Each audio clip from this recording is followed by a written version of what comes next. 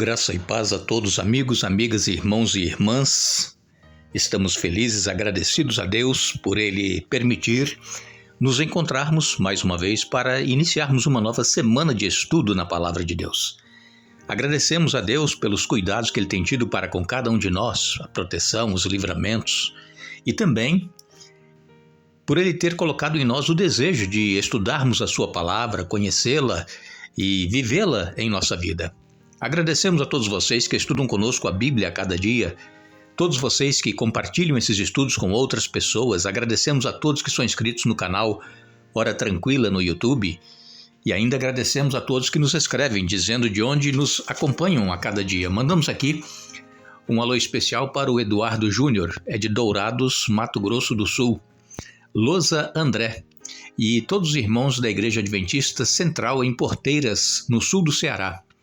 Dilma Pereira é de Jucuruçu, na Bahia. Terezinha Silva Rocha de Curitiba, no Paraná. Maria Rodrigues é de Santa Etelvina, Manaus, Amazonas. Elisete Alves é de Irecê, na Bahia, da Igreja Adventista da Boa Esperança. Que Deus abençoe a todos vocês. Iremos sempre mandar alô para vocês que nos escrevem de onde estão nos acompanhando. Iremos orar. Nosso Deus e Pai, te damos graças pelo dia que estás nos concedendo. Te damos graças, Pai, pelos cuidados que tem tido para com cada um de nós, por estarmos iniciando uma nova semana de estudo na Tua Palavra. Pedimos que o Teu Espírito Santo esteja presente conosco, abrindo a nossa mente, nos ajudando a entender, a aceitar a Tua vontade e vivê-la em nossa vida. Abençoa todos aqueles que estudam conosco a Bíblia e que passam por lutas, problemas, têm as suas necessidades, as suas dificuldades. Tenhas misericórdia de cada um, Pai. Que permaneçam firmes na fé, que não desanimem, que continuem perseverando para que juntos nós possamos receber das Tuas mãos a coroa da vitória. Pedimos estas bênçãos agradecidos em nome de Jesus.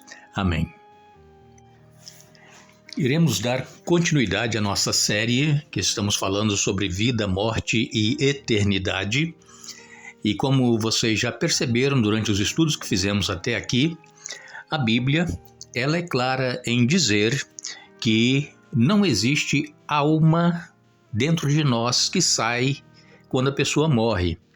Então, esta série trata especificamente sobre a questão da mortalidade da alma, mas que aqueles que aceitaram a Jesus ressuscitarão na sua vinda, segunda vinda de Jesus. E todos os estudos que fizemos até aqui mostram claramente que a Bíblia diz que aqueles que pecam morrem, mas aqueles que se arrependem, que aceitam o perdão de Jesus, irão ressuscitar para a vida eterna. E falamos então, na semana passada, sobre algumas passagens controversas em que algumas pessoas, alguns cristãos, se apegam para provar a imortalidade da alma. Mas conforme o estudo que fizemos na semana passada, vimos que a alma, a pessoa quando morre, o fôlego volta para Deus, a pessoa permanece no pó da terra, aguardando a volta de Jesus. Os que aceitaram a Jesus ressuscitarão para a vida, receberão o galardão da vida eterna. Os que rejeitaram esta oferta de amor, de perdão, de salvação, ressuscitarão na segunda ressurreição, que vai ser após o milênio, e ressuscitarão para a condenação eterna. E esta semana nós vamos abordar um tema que muitas pessoas creem que existe um inferno em chamas, queimando, e que a pessoa, quando morre em pecado, morreu sem Cristo, então a alma dessa pessoa vai lá para o inferno e fica lá queimando, penando durante toda a eternidade. Isso não é bíblico, irmãos. O inferno que a Bíblia se refere é a sepultura. Não existe um lugar de fogo queimando e que queimará eternamente. O que a Bíblia fala é que após o milênio, após os salvos estarem nos céus com Jesus por 1000 anos, a cidade santa, Nova Jerusalém, ela vai descer e então os ímpios ressuscitarão para serem destruídos de uma vez por todas. É o lago de fogo e enxofre que fala o livro do Apocalipse. Este lago de fogo e enxofre vai ser para purificar a terra. enquanto tiver matéria, enquanto tiver coisas para serem queimadas, o fogo vai queimar. E depois que acabar a matéria, terminar tudo que tem que ser queimado, o fogo se apaga. É a consequência que é eterno e não o fogo que dura eternamente. Então, mais uma vez, eu quero dizer a todos os nossos amigos, amigas, irmãos e irmãs que porventura sofre porque um parente morreu sem Jesus e pensa que ele está lá sofrendo eternamente as consequências. Não, fique tranquilo, durma tranquilo. A pessoa que morreu da sua família, estando com Jesus ou não, está na sepultura, está descansando, está esperando a ressurreição. E é isso que a Bíblia nos ensina.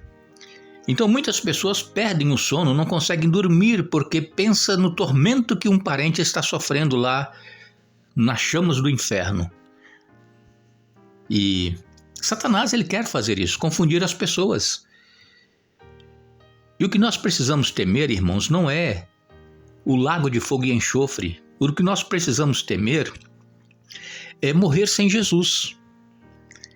Nós precisamos, cada dia, nos render a Jesus. Mesmo nós que já nos convertemos, nos batizamos, somos pecadores, somos falhos.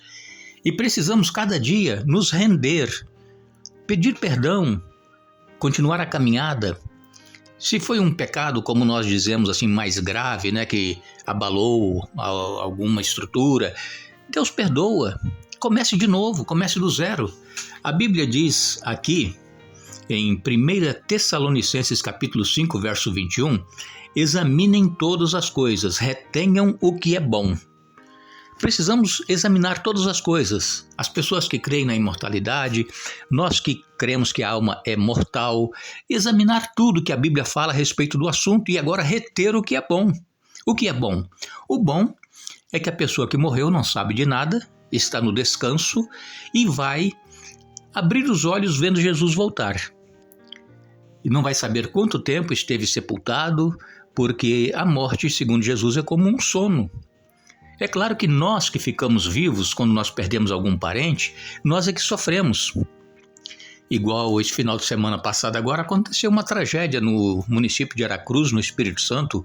Um garoto, um menino de 16 anos, entrou na escola em que estudava com arma e matou ali várias pessoas.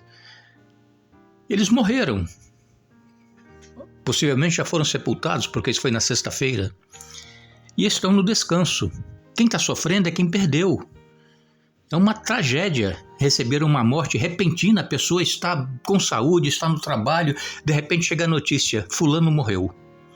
Isso abala quem fica, os vivos, mas o que morreu, morreu, acabou. E a Bíblia traz aqui uma ilustração, vamos tentar explicar para vocês. Em Marcos capítulo 9, nos versos 42 a 48, Jesus disse: Mas se alguém fizer um destes pequeninos que confiam em mim cair em pecado, seria melhor que lhe amarrassem ao pescoço uma grande pedra de moinho e fosse jogado ao mar. Se sua mão o leva a pecar, corte-a fora. É melhor entrar na vida eterna com apenas uma das mãos que ser lançado no fogo inextinguível do inferno com as duas mãos. Lá os vermes nunca morrem e o fogo nunca se apaga.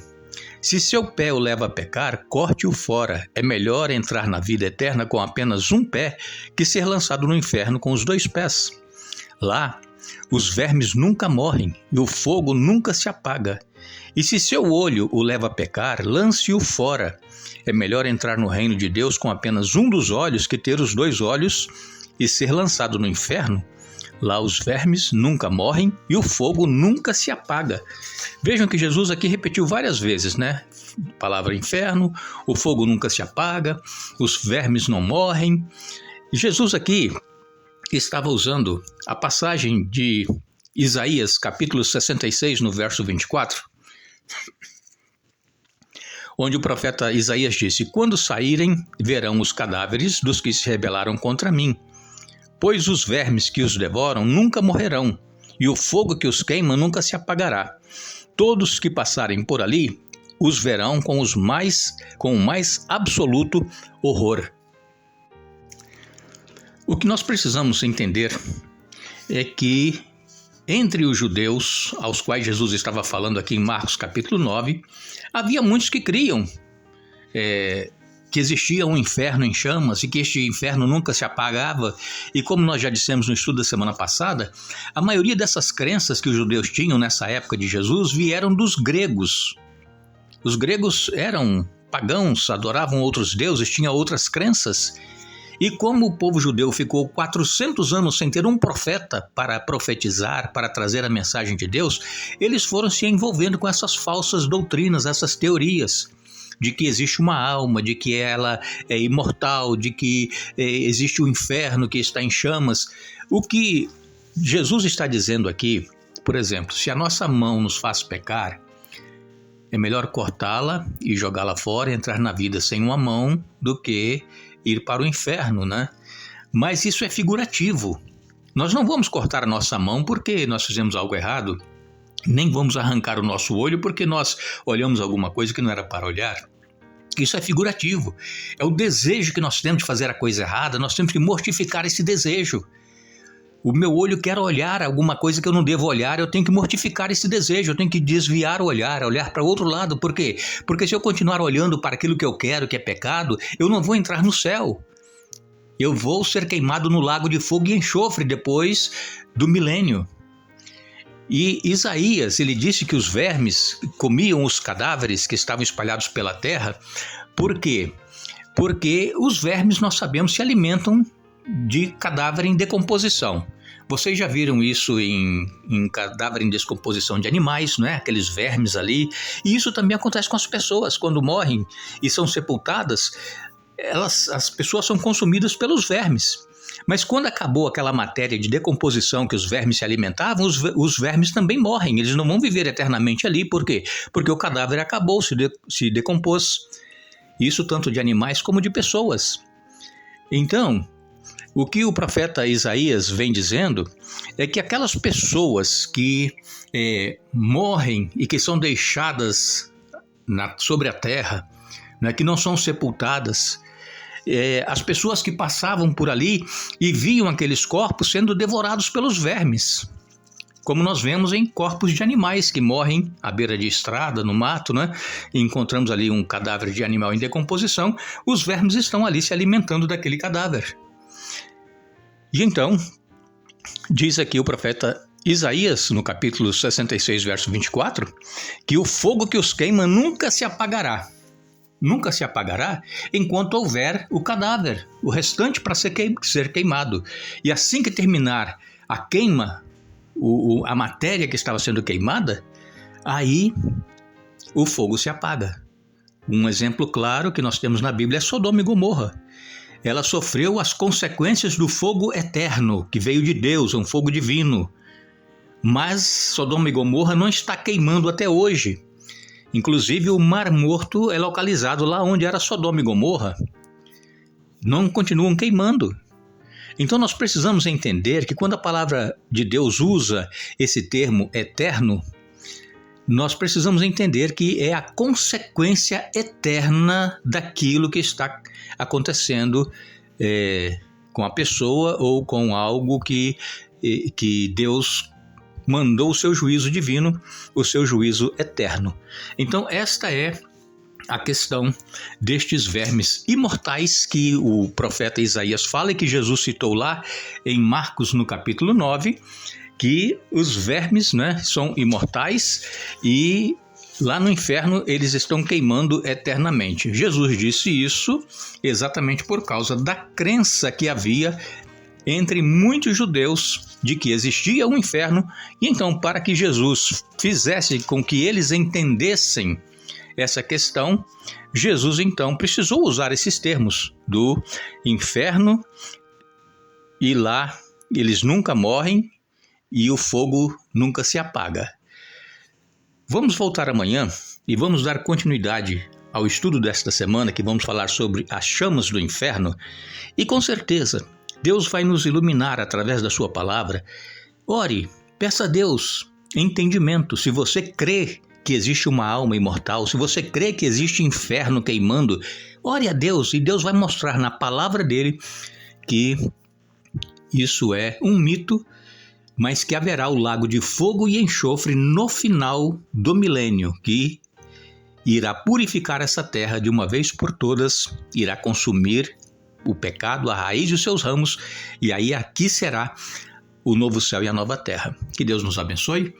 Retornaremos amanhã para dar continuidade a este estudo, mas não nos esqueçamos, Jesus ele disse: eu sou a ressurreição e a vida. Quem crê em mim, ainda que morra, viverá.